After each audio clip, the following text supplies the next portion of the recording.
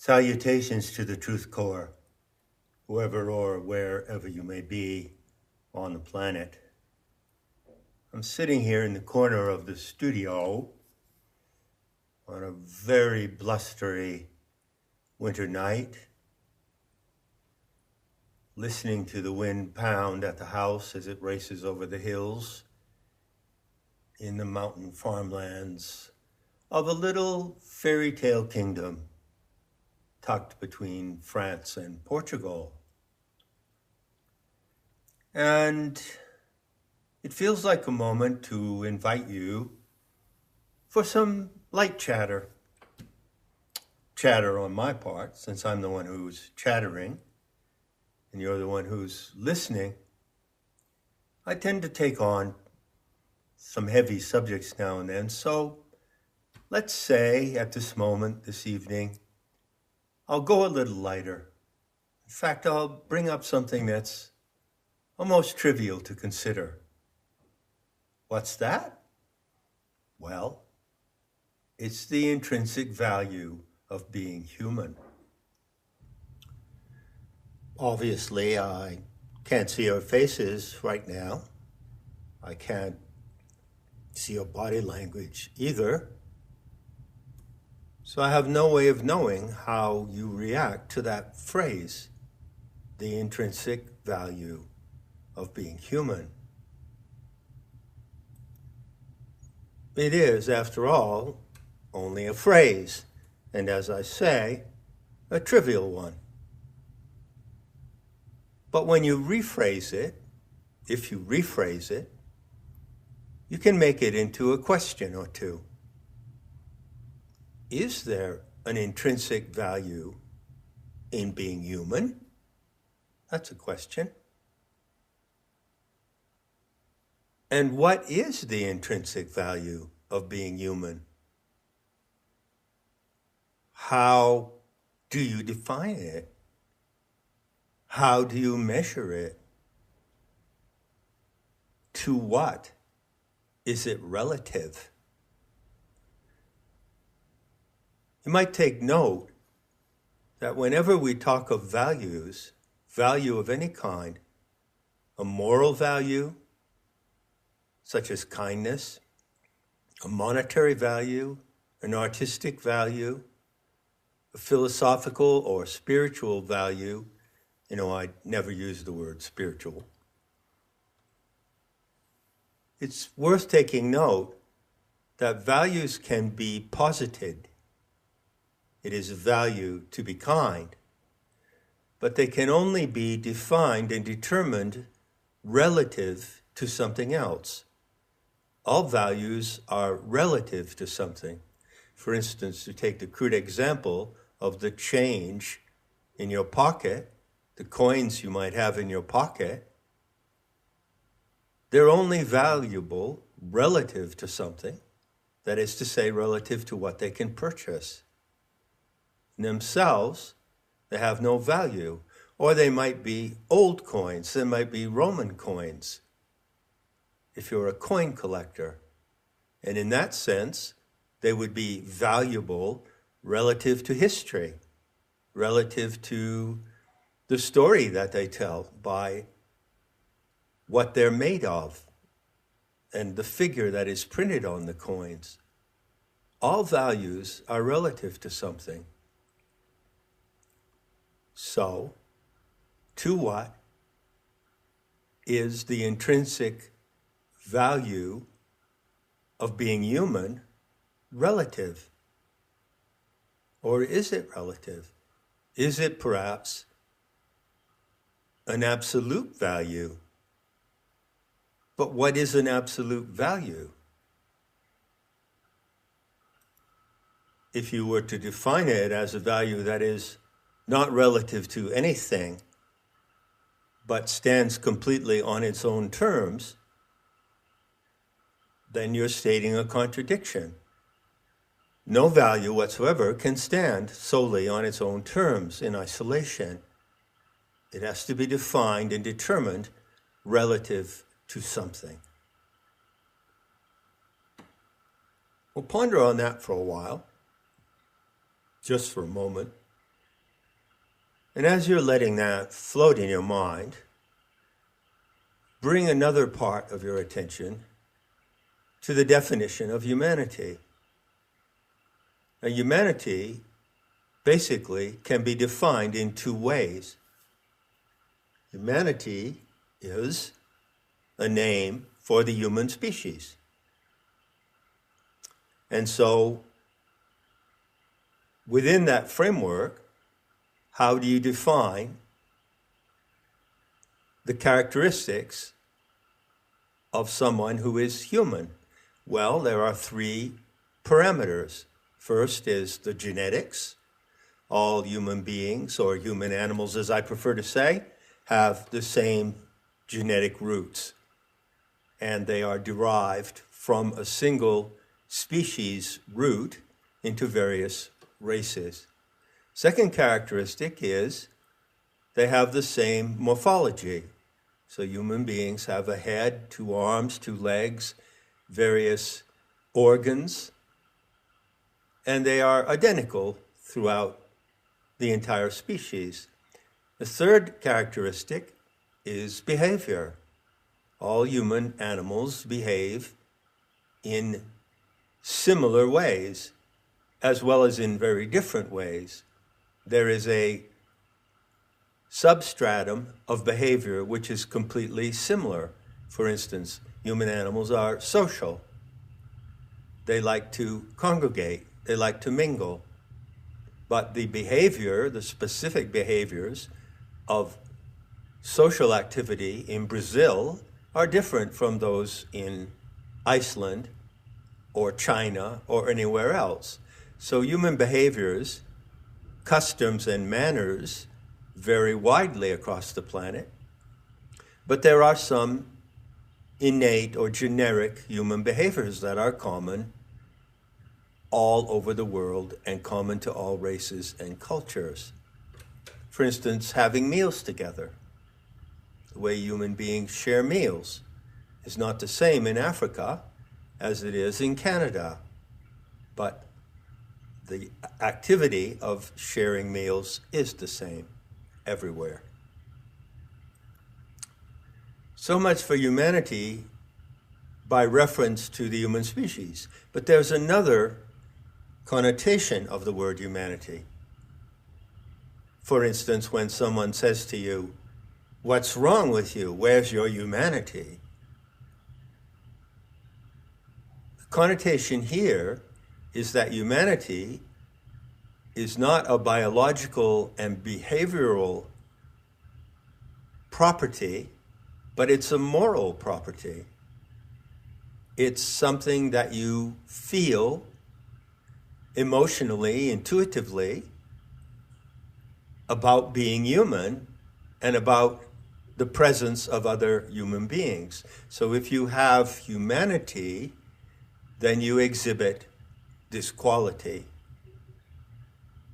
But how do you define the characteristics of humanity in the second case? In the first case, it's easy to define them because they're generic and consistent. But how do you define the attributes of humanity as a moral property of human animals?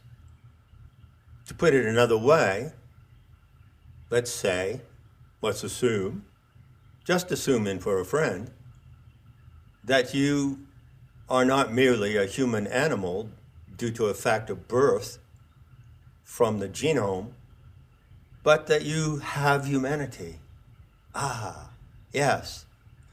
Well, what's the evidence that you have humanity, that you have humane qualities? And there you get into a game that is entirely open. You can define it any way you like.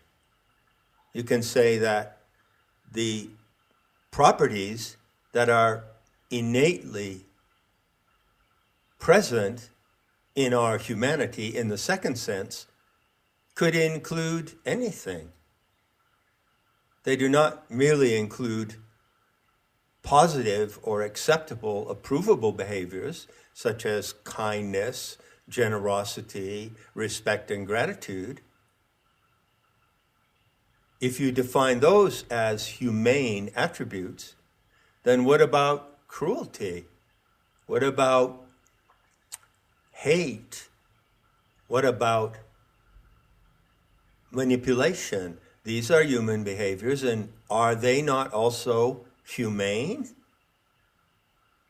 Anything that human beings do, anything that they exhibit in their behavior is humane, whether it's positive or negative. So you don't really get anywhere, or it's difficult to get anywhere, grappling with this second concept of humanity. You can see that it's an open field. It has the values imputed to it, which is strange because the assumption is that humaneness, the humanity in you, already has present in it a certain set of values. They are givens, but there are in fact no givens. Not really. What is humane is simply an imputation, an attribute that is posited, but not an attribute that is essentially found. One of the principles of existentialism, in fact, the guideline by which existentialism is defined, is the old proposition, existence precedes essence. This is what Sartre said. Famous saying. Existence precedes essence. So if you apply that to the question of humanity and to the attributes of humaneness, what it tells you is that there is essentially nothing defined in your humaneness. What defines your humaneness is existential and not essential. It is whatever you demonstrate by your behavior as you exist in a particular moment and in a particular situation.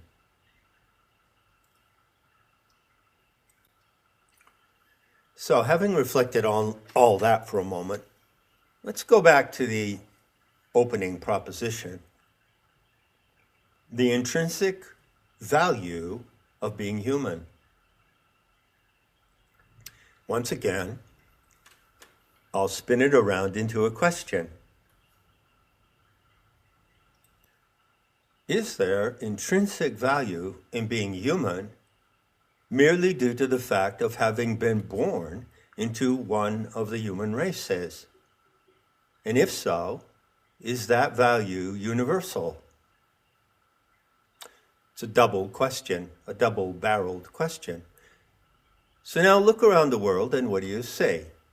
Well, as I've often noted, you don't actually ever see any human being, pure anthropine as such.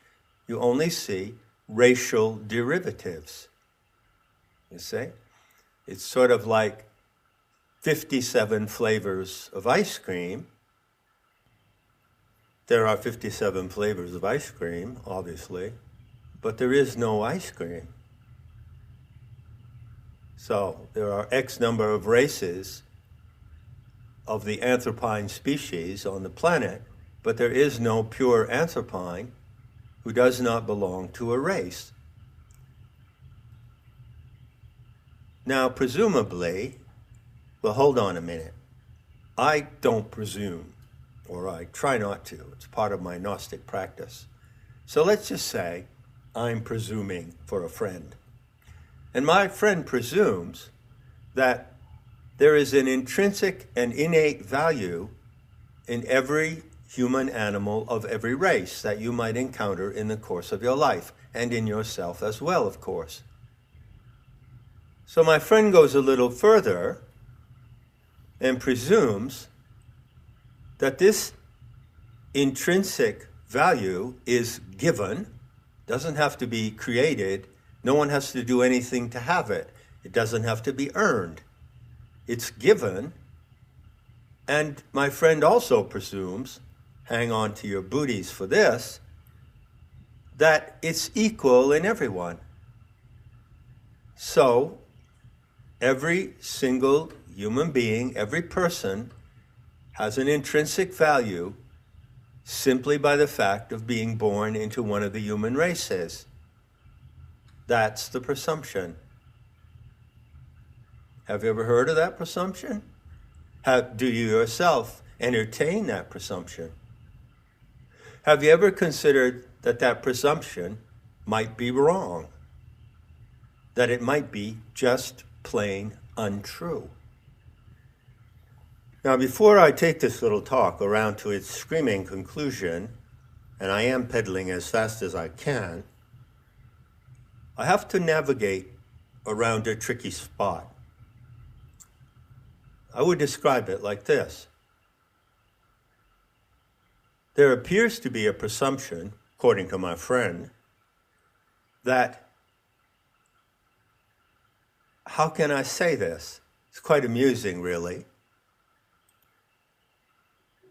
That if I hold the view that there is an equal and intrinsic value in every human person, then that makes me look like a good human person. If I attribute that value to others unconditionally, then I also attribute it to myself. And so everybody's covered by the policy. And I can be regarded with approval. Oh, I'm a good person because I respect the equal and intrinsic value of all human beings based on the simple fact that they are born as human beings. Let's call that the humanitarian viewpoint. Needless to say, those tads in the world who like to present themselves as humanitarians hold that view, don't they? And if you don't hold that view unconditionally, well, there's a good chance that you might immediately be regarded as a bad person. That's the trick. That's the tricky spot. But I can get around that tricky spot really fast. I can dance around it on my tiptoes easily due to the fact that I don't give a slippery, slobbery, flying fuck if I'm perceived as a good person or not. And that being the case, I hold a position of exceptional freedom. And I can regard the question of the innate and equal value of all human beings with detachment. I'm not implicated. I don't care how anyone sees my view of it. I'm not adopting that view so that I can be regarded as a good person. So having made that clear, what am I doing here? Well, basically, my friends, I'm just opening the door to a really, really big space of freedom. The freedom not to be obligated to regard all people as having an equal and intrinsic value. But hold on, because it gets even better. Not only am I not obligated to view others in that way, but I'm not obligated to view myself in that way either. And so I don't. I don't view myself as a human individual who has an innate and equal value matching that of all others. I'm a long way from that, I can guarantee you. And once again, my friend is nudging me with his presumption, and he's saying, well, John, what you're saying is pretty horrible, and don't you know, or don't you presume that even speaking in this way, even suggesting such things, makes you look really bad? So you see, my friend is warning me in a friendly way, and saying, be careful, because it's pretty safe to assume that if you continue talking in this manner, on this matter, it can only get worse. Well, maybe so. In any case, I'm not going to develop this point extensively in this little talk. I'm merely introducing it. Like I said, I'm opening the doorway, so let's stand in the doorway together. And once again, following the practice of the living gnosis today, let's ask the appropriate question. There are a number of appropriate questions that come to mind, but here's one of them. Well, was it always that way? It's pretty clear that in the world today, there's a big issue about regarding all people of all races, all cultures, all walks of life, all religions, as having the same innate human value. It's pretty common today to think in that way, or to be obligated to think in that way. But was that always so? Has it always been this way? That's the leading question.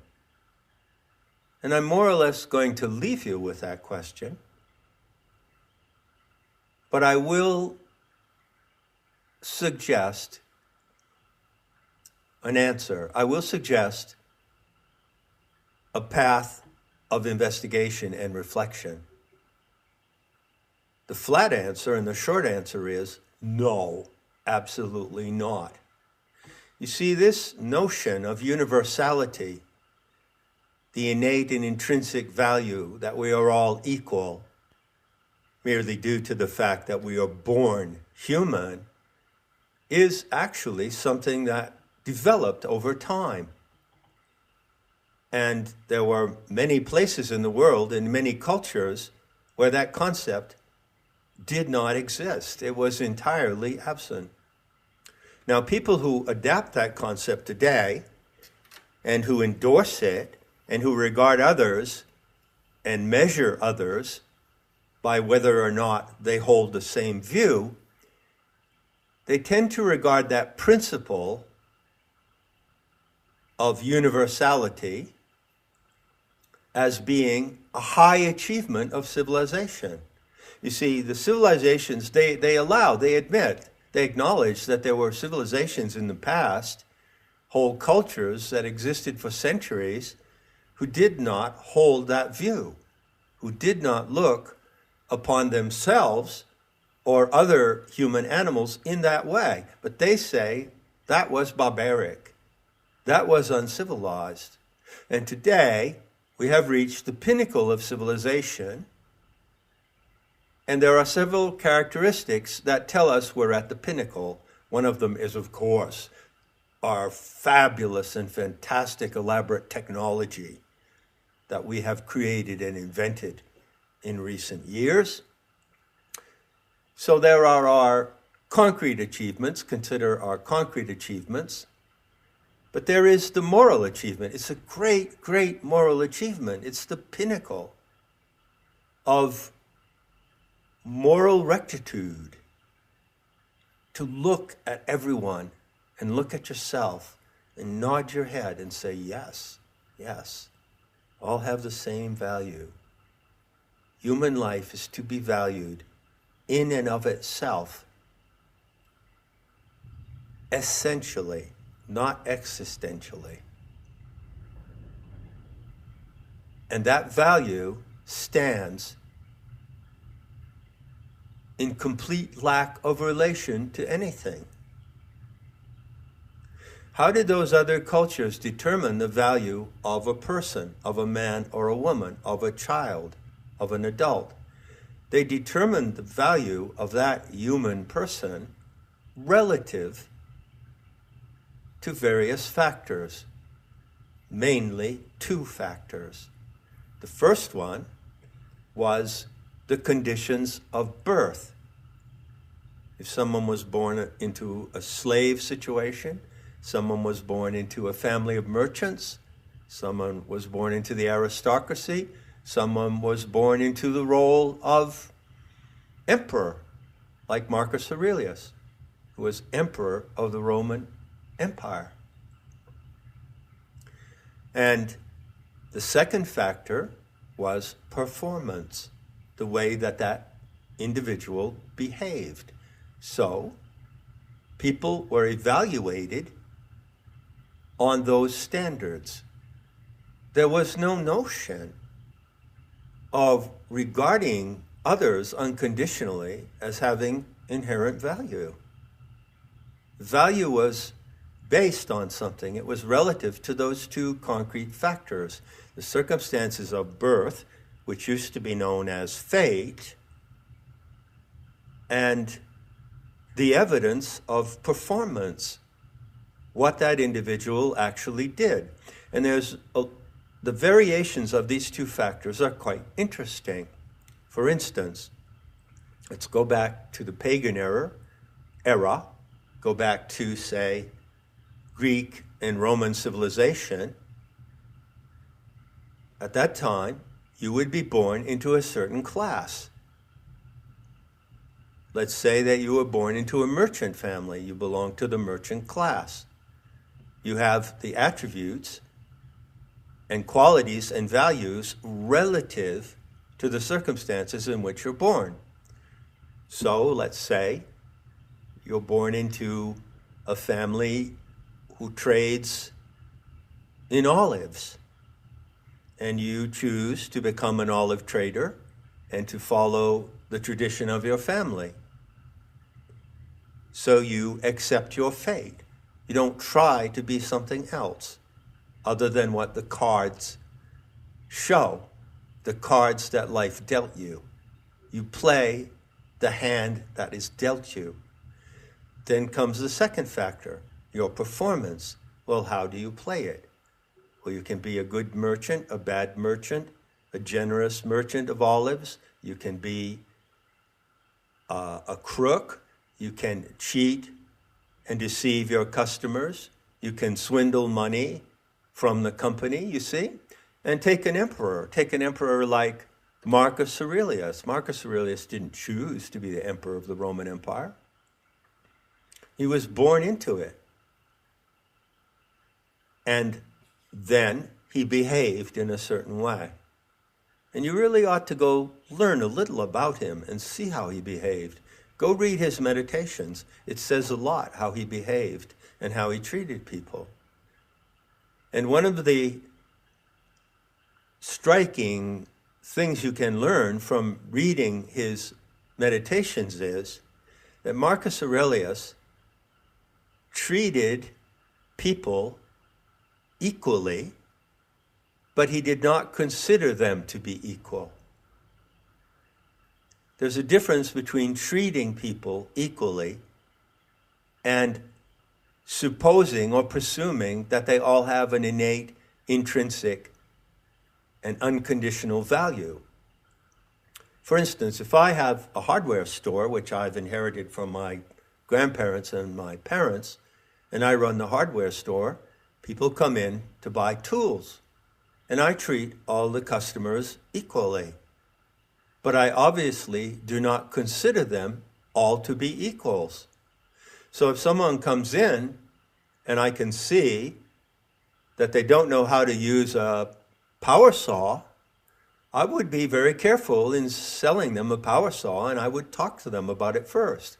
But if a workman I know in the community who builds houses, who knows how to use tools, comes in to buy a power saw, then I treat him differently.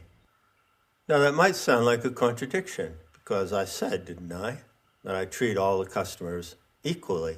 Well, you know what I mean by that. It's common sense. I regard them, I respect them as customers, I serve them as best I can. I give them equal attention. But I also can perceive the performance of the customer. I can perceive their abilities. And so I treat them differently, and I advise them differently about their purchase depending on their abilities. So you see, these two factors always come into play. Your fate, the throw of the dice, the class and conditions into which you are born, and the way you perform. Marcus Aurelius, as I mentioned, presents a really rich lesson in what I'm describing here. The way that he performed his duties as emperor is quite amazing. And so he was a noble, fair, and competent emperor. But there were also bad emperors. There were evil emperors. Others who were born into that role performed badly, by which I mean they inflicted harm and suffering unnecessarily. Also, finally, in looking at what might be called the profile of evaluating another human being, you can add the third factor, which is genetics. So certainly, you're born with a certain kind of genetics, again, the throw of the dice, and you may be not so smart, you may be of mediocre intelligence, you may be exceptionally smart, you may be exceptionally good at something, like music, so you're born with musical talent.